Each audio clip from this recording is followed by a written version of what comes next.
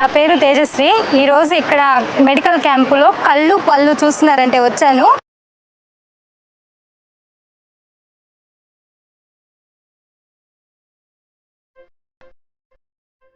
ఇక్కడ ప్రజల వద్దకే వచ్చి నేత్రంలో ఎటువంటి సమస్యలు ఉన్నా అలాగే పంటికి కూడా చూస్తున్నారు. అసలు నారాయణ సార్ గారికి ఎన్నిసార్లు ధన్యవాదాలు చెప్పినా తక్కువే.